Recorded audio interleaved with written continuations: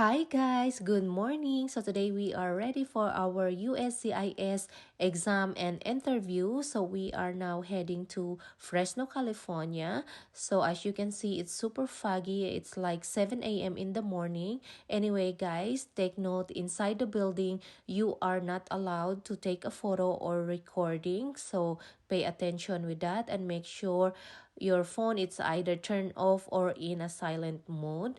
So we are almost here. So as you can see, here is the USCIS building. So today I'm going to share you my experience and with my exam, which is only take me less than 10 minutes. Hi guys, good morning. So today I'm going to share with you my experience during my N400 interview. Actually, I just got my US citizen certificate yesterday, but I don't get the chance to upload the video since, after those sleepless night, I'm kind of not feeling well after the ceremony yesterday. So now I am ready to share it with you. Actually, my appointment is 9 a.m. in the morning, so I woke up around 6 a.m., get ready, take a shower, and then, of course, we want to make sure we're early in our immigration office, which is located at Fresno, California. So my experience was I'm too early, although it says on the front door of the USCIS of Fresno that you only enter the building 15 minutes before your appointment, but I was too early. I was like 30 minutes early before my appointment, but the guard let me in since it's early in the morning and not much people, so he let me in. So basically, when you enter the building, it's like you're going into the airport. You have to go through to the machine wherein you can put all your belongings, watches, and of course, make sure if you're wearing those shoes, because my high heels have some tie, which is take time because you have to take off your shoes and put it on the bin and it will go through the machine. So they want to make sure you're not carrying any weapon with you. And after the screen is clear, there is one person waiting on the scanning area, that letting you know that you can go through that screen again. And then after that, you're gonna get your belongings, go on the side, and then fix all your stuff, and then put it all together, your shoes or your things that you put on the bin. And after that, you're going to check in the front desk. So basically, she just going to ask you your appointment letter. And then after that, after you check in, she gonna take your fingerprint left and right. After she is done with that, and then she's going to ask you to stay still, and she's gonna take a photo, which is the photo that she's going to take is the one she gonna use. And then that is the picture they're gonna put on your US citizen certificate later on if you pass the interview. Once you're done, she's gonna tell you that you're gonna take the elevator going to the second floor, where is the the interview and waiting area. So we go to, I go to the second floor, and then when the elevator open, basically you will notice there's a lot of chair in there, so that's where you're gonna wait. The waiting time is not too long, actually, since I'm too early, but there are some people ahead of me, which is probably around 10 people, I guess. So they are probably around 8 o'clock. And so I just stayed there for like probably not more than 5 minutes. So they call me, and then of course I was so nervous, and I don't have enough sleep. The civic test is okay. I memorize all the things. I even memorize those vocabulary just to make sure you get ready for the exam and interview. The only problem I have is, your anxiety, your stress, you're super nervous.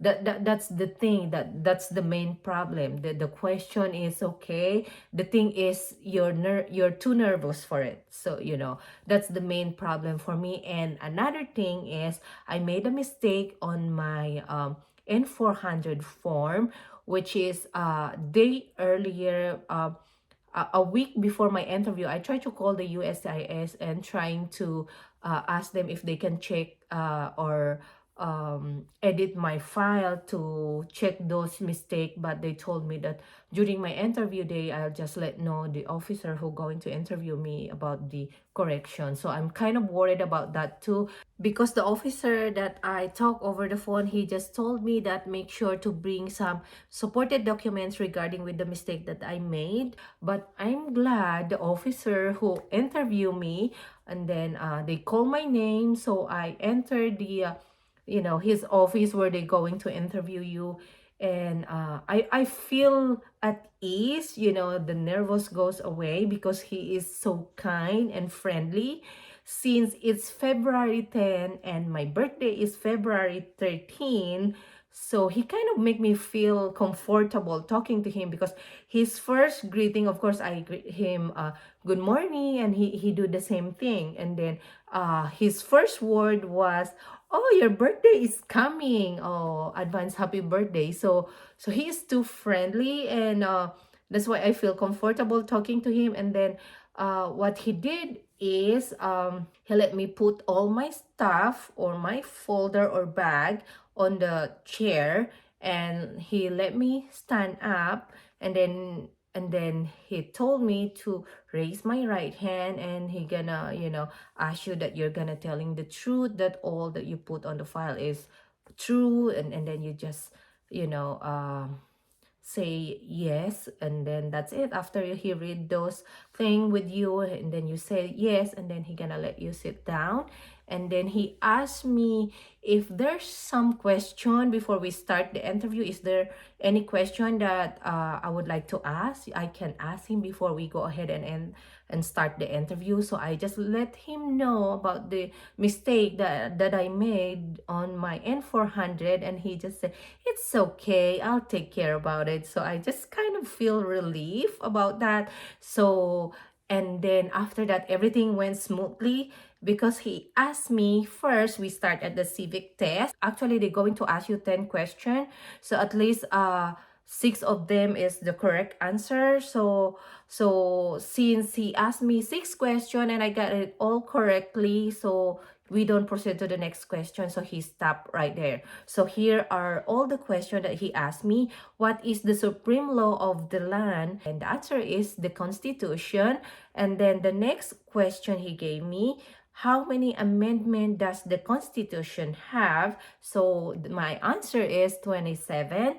And then he just kind of doing the typing on the computer after I answer the question. And then the next question is, name your U.S. representative. Since I'm living here in California, and there are lots of district here, so you have to check about that, since we do have lots of representative in here. So you have to type your zip code when you look on it on the Google, so it will tell you who is your U.S. representative, because we do have a lot of U.S. representative here in California. So in our place, it's John Duarte. So that's my answer in there. And then after that, he asked me, who is one of your U.S. senator now? So like I said, I'm living in California, so our U.S. senator is Alex Padilla.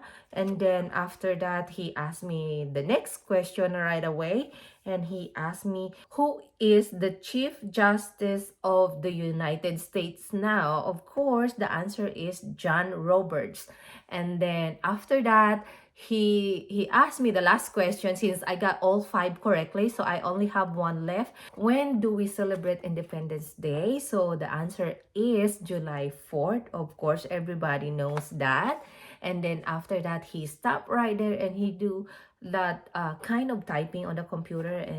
And then after that, he said, okay, you got all six correct. So now we're going to proceed on the reading. So there is an iPad in front of you, so you just have to read the sentence on the iPad. And then after you read the sentence, so he just want to make sure that you know how to read it correctly. So the next is he going to tell you the answer, and then that is the time you're going to write it down, what is the answer. So you have to write it correctly on the iPad too. The reading question on the iPad that I need to read is, what month do we celebrate Columbus Day? So I got it correctly. Of course, you just have to read it. Then the word is gone, and now you have to write the answer. So you don't have to worry about the answer on writing because he is the one going to tell you what is the answer. So all you have to do is just write it down correctly. Of course, the spelling is all correct. So basically, the answer for the writing is based on the question that you read a while ago. So his question is, what month do we celebrate Columbus Day? So now he is telling me, now I want you to write down Columbus Day is in October. So that's what he asked me to write. So you just have to write Columbus Day is in October. So after you write it down, and he just check all the spelling, that make sure you write it correctly. And after that, he said, okay, you're done with your civic test, writing and reading. Now we're going to proceed with your N400 form. So it is more about you actually. So you have to make sure you memorize all those details that you input in there. And then first, of course, since I made a mistake with my N400 form, so what he did is he edit those changes that you made a mistake, and then he going to ask you if this correct. So you have to just double check those spelling and those information that you want to change on your N400 form. And then after that, we proceed, and then he just asked me, what is your name? Of course, just have to say your name, your birthday, your address, and then what is the name of your husband. And then after I answered that, he said me, are you currently working? And I told him no, because I'm a stay-at-home mom. So the next question he asked me, after he asked me, since I'm not working, he said, then how do you support your daily needs? So of course, you just have to explain where is your source of income. And then after that, his next question is, have you taken a trip outside of the United States? And I told him, yeah, because I went back home. That was 2022 until 2023, which is like 3 months and 25 days. So I just told him, and then he just asked me, what did you do in there? And then after I explained that, he just asked me about my husband details, what is his currently U.S. immigration status right now. So I just told him, and then my country of birth, country of nationality. So you just basically answer those things. And he asked me about my parents, if they are married, and I said yes. And then he also asked if they are both U.S. citizen, and I said no. After that, he just asked me if I do have a child and what is the name of my child, and if it is my biological child. Of course, I said yes. And then he just asked the birthday of my child and how old is she. And then after that, he just proceed to yes and no question. Have you ever registered to vote in a federal, state, or local election in the United States? Of course, the answer is no, because you are not U.S. citizen yet. Do you owe any overdue federal, state, or local taxes to the government? And of course, the answer is no. And then he asked me that, have you called yourself a non-U.S. resident on a federal, state, or local tax return since you became a lawful permanent resident? And the answer is no. And then the next question is, have you ever been declared legally incompetent or being confined to a mental institution? And then my answer is no. And then the next question is, he asked me, do you support the Constitution and form of the government of the United States? Of course, the answer is yes. And then basically he asked me all this last part with the yes answer. Like, do you understand the full oath of allegiance to the United States? And I said yes. And are you willing to take the full oath of allegiance to the United States? And I said yes. If the law requires it, are you willing to bear arms on behalf of the United States? And the answer is yes. If the law requires it, are you willing to perform non-combatant services in the U.S. Armed Forces? And the answer is Yes, of course, if the law requires it, of course you have to support the government, so you have to answer yes. If the law requires it, are you willing to perform work of national importance under civilian direction? So the answer is yes. After we're done with the last question, because I was kind of worried anyway, because he might ask me regarding with those vocabulary words. For example, some officer were going to ask you some vocabulary on the yes or no question, so you have to be prepared on that too, because some officer might ask that, so it's better to be ready. For example, have you been cited? Or explain to me what is cited mean. For example, given ticket by the officer, or the officer will going to ask you, have you been arrested? So sometimes they're going to ask you that what is arrested mean. For example, handcuffed by the police, so you just have to explain it. And then the other, mostly the officer might ask you that,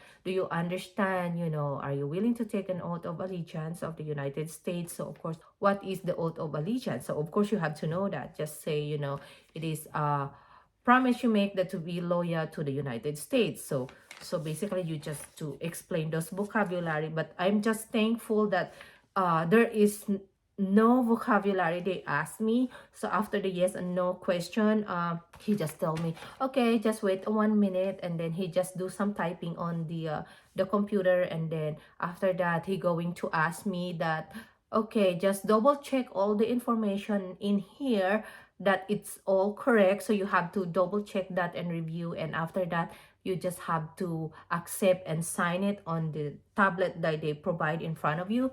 So after you check those information, and you're going to sign and accept it. And then he told me that okay, there's a print paper in front of you, just grab it when it came out. He don't really ask much document on me, because the only thing that he asked is my birth certificate, my marriage contract, and of course the green card. Anyway, guys, although they asked only just 3 documents from me, still I do have a lot of documents with me in case they're going to ask that. So just make sure you have those document, and then other supporting document. Actually, I do have a birth certificate with me, my child birth certificate, husband birth certificate, and our marriage contract.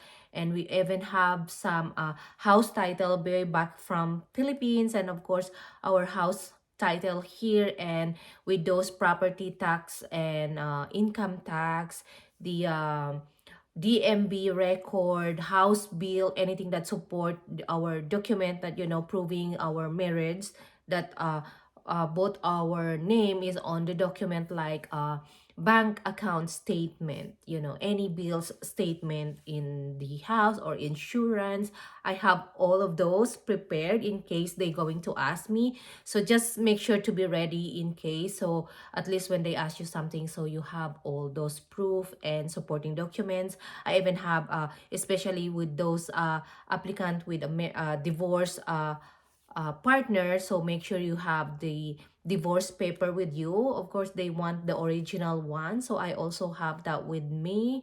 And then yeah, and any proof that can support your case. And of course, you still have to have your main document, because in your schedule for your interview, they indicate there your primary document that you need, the appointment letter, your green card, or maybe just bring your passport too. And then probably they gonna put the list down in whatever you need. But for me, I bring extra in case I even print out those picture that we had since we met, our picture together when we get married, when we just two of us before and after with our daughter. So I have it all prepared, just to make sure, in case they're going to ask me. But so far they don't ask much document from me. So yeah, just make sure be prepared for that, guys. So after that, after the print out paper came out, so I just take the paper and then I read the papers. So here is the paper that I get from him coming out from the printer. There you go. I just cover my important details in there. There you go. So he just don't say anything. So when the paper came out, I just read it and it said here, pass the English test and the US history and government test. And then here, congratulations, your application has been recommended for approval. So of course, I'm so happy. So I passed it all and I was like, thank you, thank you. So I told him thank you very much and he just said you're welcome, just give me a moment. And then after that he just took my green card and then he gave me a small print out slip, aside from this, that you're gonna come back for your oath ceremony, which is after 2 hours. So all he asked me is just I need to exit the building and just go out of the building, don't stay inside the building. I passed the exam and interview, and at the same time I'm going to do the oath taking at the same day. So it is really good. I mean, I'm so happy, and everything in one day only. So I just go out and then I came back during my time. I just showed the slip and then they just move us all the way to the oath ceremony building, I mean the room. So all they ask in there is just your print slip. So all you have to do is just when you come back, you have to go through all those machine again, where they going to check all your belongings. So you basically you take off your shoes and everything, so you gonna do the same thing. So if you have a car with you or just park in there, just leave some of your belongings, maybe just bring your phone, and then the slip that indicate your name and oath taking ceremony in there, so you don't have to bring the folder anymore.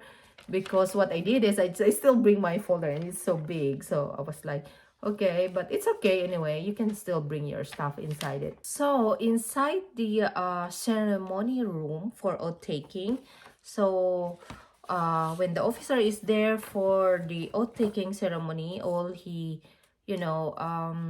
do is just repeat after what he said. So basically you have to stand up with the flag of US on your left arm, and then just raise your right hand, and then just repeat after him whatever he said in there for your oath. And then after we done with that, they made they're going to explain everything. First, of course, you're gonna have your details. Here's your certificate. I just crossed this. It's a Xerox copy anyway, so don't worry about it. So this is where your details. So make sure, guys, you don't share your information here, or don't take a picture of this. Wherein there are some confidential number details in here, so don't take a photo of it. So yeah, I just block all the important information in here. So that's what you're gonna do. So here is the United States citizenship certificate looks like. So yeah, that is what it looks like. There you go. So we have this one, and of course they're going to give you this voters registration. So it's either you're gonna fill it up or you have to do it online. So they do have a website.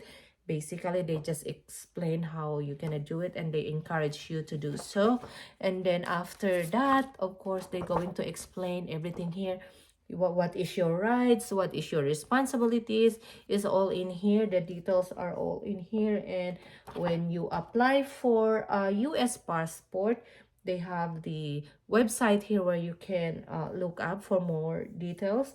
So they indicate in here. And of course, they encourage you before you go get your passport that you have to update your social security record that you are a US citizen. And then after that, once you update this one, they encourage you to do it for like 10 days before you apply for your US passport.